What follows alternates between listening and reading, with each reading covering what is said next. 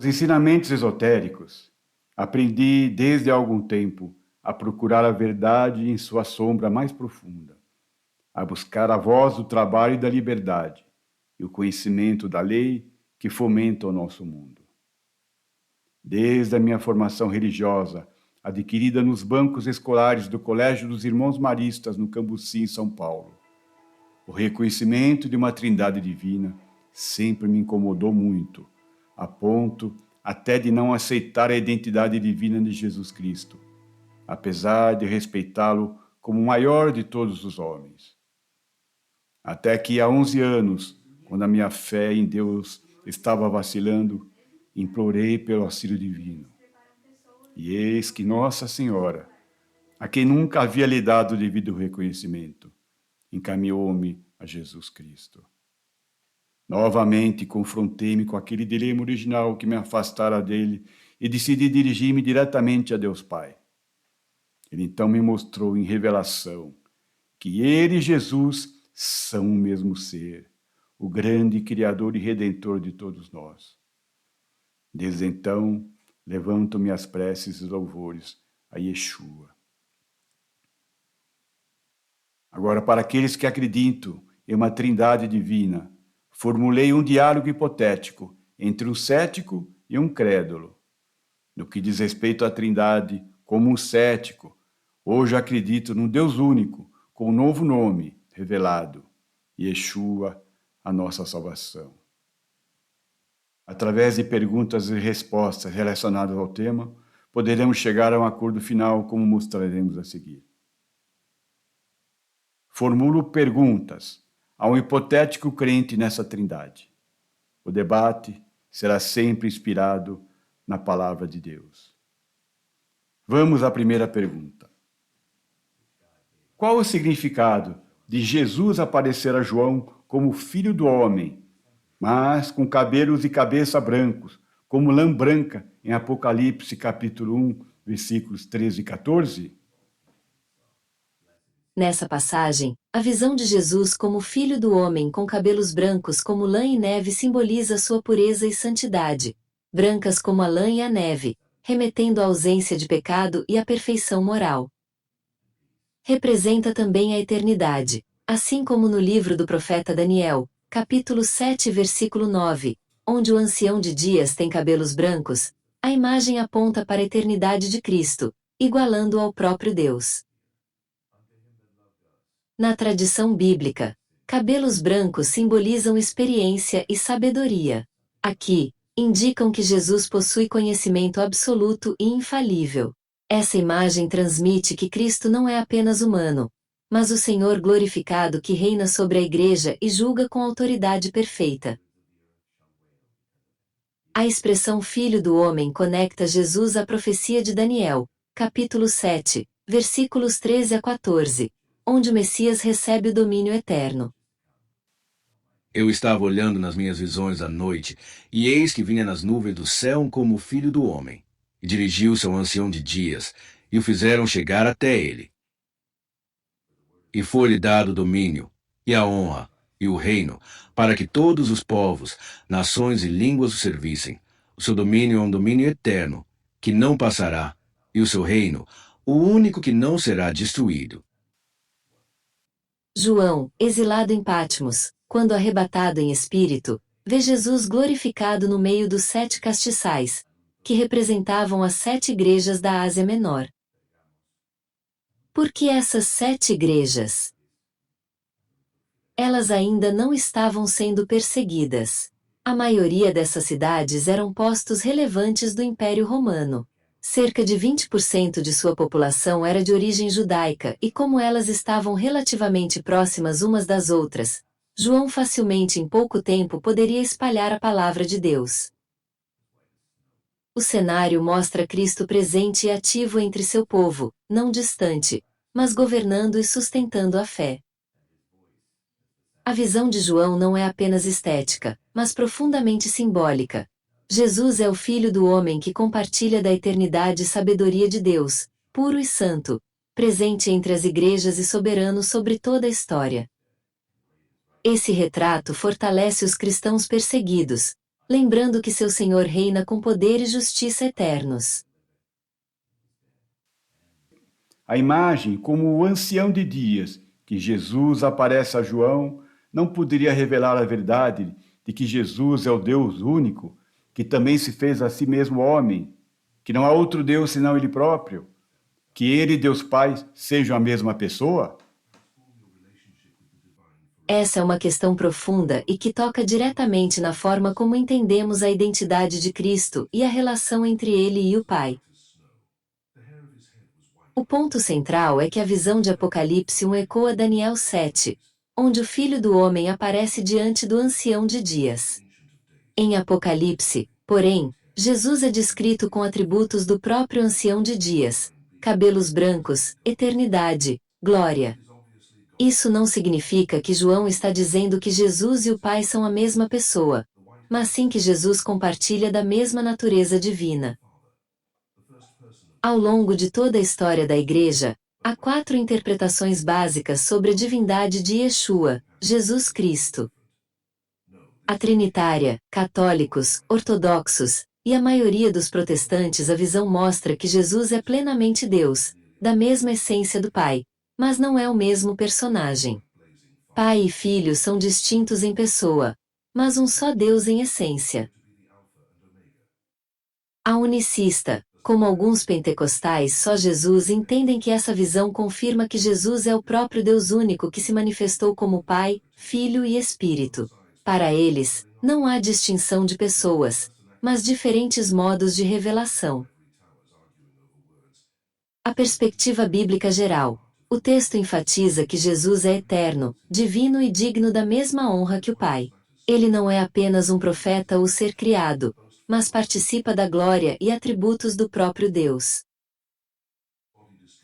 A judaica messiânica. Jesus, Yeshua, é o Filho do Homem, o Messias, Mashiach, o ungido, aquele que veio ao mundo para oferecer a sua vida como oferta sacrificial definitiva pelos nossos pecados para seu Pai, o Deus único. Dependendo da tradição teológica, com exceção da visão judaica messiânica, isso pode ser entendido como confirmação da Trindade, um só Deus em 3 pessoas, ou como unicidade absoluta. Jesus é o único Deus que se manifestou como homem. Não há outro Deus além dele.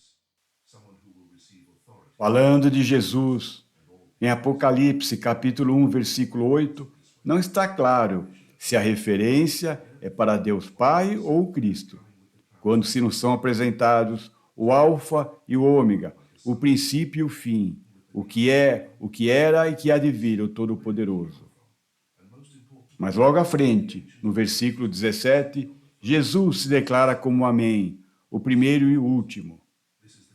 Aí, Alfa e Ômega, que são a primeira e a última letras do alfabeto grego, o idioma que originalmente foi escrito o livro do Apocalipse, o primeiro e o último coincidem com o Todo-Poderoso. Para mim, Jesus está testificando a unicidade de Deus para si mesmo. Essa abordagem é muito importante. Em Apocalipse 1, os títulos Alfa e Ômega, primeiro e último e todo-poderoso aparecem aplicados tanto a Deus quanto a Jesus.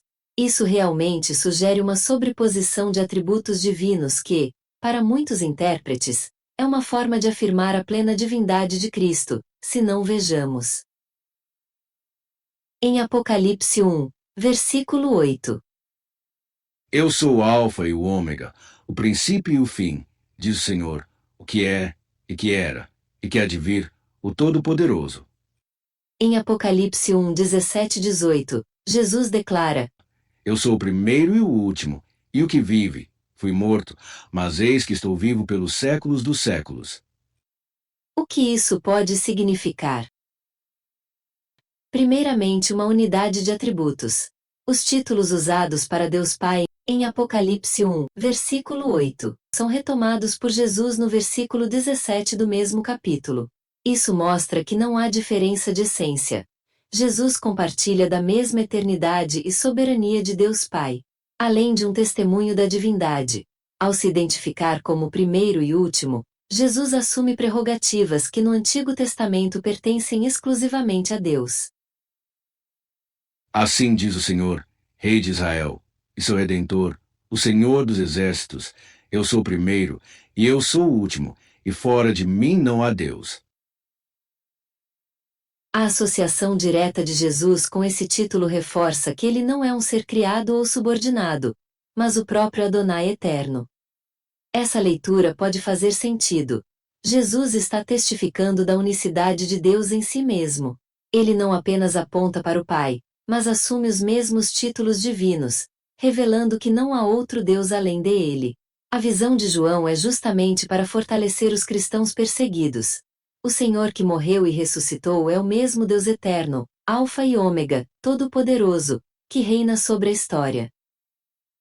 Bem, a maioria dos estudiosos afirma que o livro do Apocalipse foi escrito por volta do ano 95 depois de Cristo. Não concordo. Acho que foi escrito antes da destruição do Templo de Jerusalém pelos romanos no ano 70. Em Apocalipse 11, foi dado uma vara a João para medir o templo de Deus e o altar, e os que nele adoram. Por isso que para João ainda não lhe havia sido revelado quem de fato era Jesus, não apenas o Filho de Deus, mas o próprio Deus único. Pois já no Evangelho de João, este sim escrito mais tarde, possivelmente por volta do ano 95 depois de Cristo, o evangelista começa o seu evangelho fazendo uma referência a Gênesis 1. No princípio, criou Deus os céus e a terra. Em João 1, No princípio era o Verbo, e o Verbo estava com Deus, e o Verbo era Deus. o verbo aqui representa a manifestação divina no mundo físico, criando o mundo físico. Pois é, essa é uma questão que tem sido debatida há séculos. Quando o Apocalipse foi escrito e como isso se relaciona com a compreensão da identidade de Jesus. O Evangelho de João e o Apocalipse se complementam. O primeiro texto mostra Jesus como Logos Criador, e o segundo como Alfa e Ômega que conduz a história até o fim. Em outras palavras, tanto no seu Evangelho quanto no Apocalipse, João está testemunhando que Jesus não é apenas o Messias, o enviado de Deus, mas o próprio Deus que se fez homem e reina eternamente. Quanto à datação do Apocalipse, segundo a tradição majoritária, muitos estudiosos defendem que o livro foi escrito por volta de 95 d.C., durante o reinado de Domiciano, quando houve perseguição aos cristãos. Já na hipótese pré-70 d.C., argumenta-se que o Apocalipse foi escrito antes da destruição do templo em 70 d.C., durante o reinado de Nero, a própria besta descrita no livro do Apocalipse. No capítulo 11, João recebe a ordem de medir o templo e o altar, o que poderia sim indicar que o templo de Jerusalém ainda existia. Nesse debate, se o templo já tivesse sido destruído, a menção poderia ser simbólica do templo celestial ou a comunidade dos fiéis. Mas, se ainda estivesse de pé, reforçaria a ideia de uma data anterior a 70 d.C. Se o Apocalipse foi escrito antes de 70 d.C., a menção ao templo reforça a ideia de que João ainda estava amadurecendo a sua consideração sobre quem Jesus é. Se foi escrito depois, a linguagem do templo pode ser simbólica, mas o ponto central continua. Jesus seria revelado como o próprio Deus eterno, o Verbo que estava no princípio e que agora reina glorificado. Não acredito que a menção ao templo possa ser simbólica. No capítulo 11, versículo 2 do Apocalipse, é profetizado que a cidade santa seria pisada por 42 meses, pois esse é o mesmo tempo dispensado entre o primeiro cerco a Jerusalém em 66 depois de Cristo e a sua completa destruição em 70 depois de Cristo.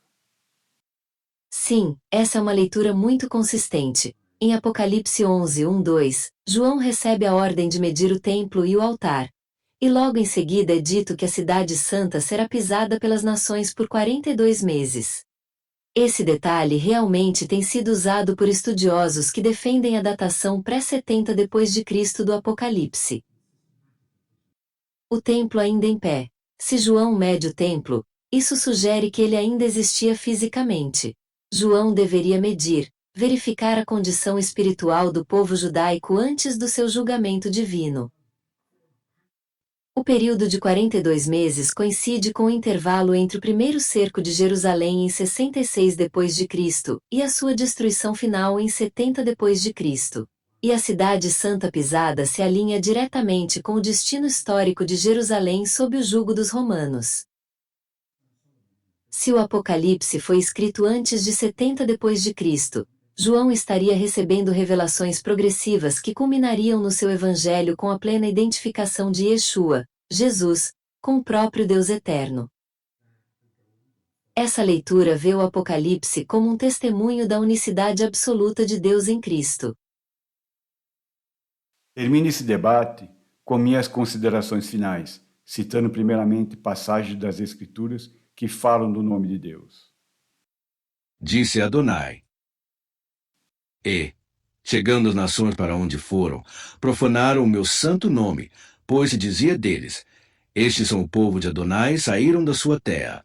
E eu santificarei o meu grande nome, que foi profanado entre as nações, o qual profanastes no meio delas, e as nações saberão que eu sou o Senhor, diz Adonai Jeová, quando eu for santificado aos seus olhos. A quem vencer, eu farei coluna no templo do meu Deus, e dele nunca sairá. E escreverei sobre ele o nome do meu Deus, e o nome da cidade do meu Deus, a nova Jerusalém, que desce do céu, do meu Deus, e também o meu novo nome. Pois aquele que tão encarecidamente me amou, também eu livrarei, pô-lo-ei num alto retiro, porque conheceu o meu nome. Aleluia a Jesus e Yeshua, o Deus do universo. Quanto ao Espírito Santo, o Espírito de Deus, com poucas palavras digo que para mim representa as 7 emanações poderosas da divindade, 7 abrangendo a plenitude de todos os atributos divinos. Em Apocalipse, capítulo 1, versículo 4, Yeshua é descrito como aquele que tem os 7 Espíritos de Deus e as 7 estrelas. Ele possui a plenitude do poder e do caráter divinos que residem somente nele. Ele mantém o controle absoluto e conhecimento total e atemporal sobre a sua igreja e sobre todas as outras coisas. João, o discípulo amado, o evangelista, terminou seu livro com as seguintes palavras maravilhosas: há, porém, ainda muitas outras coisas que Jesus fez, e se cada uma das quais fosse escrita, cuido que nem ainda o mundo todo poderia conter os livros que se escrevessem. Amém.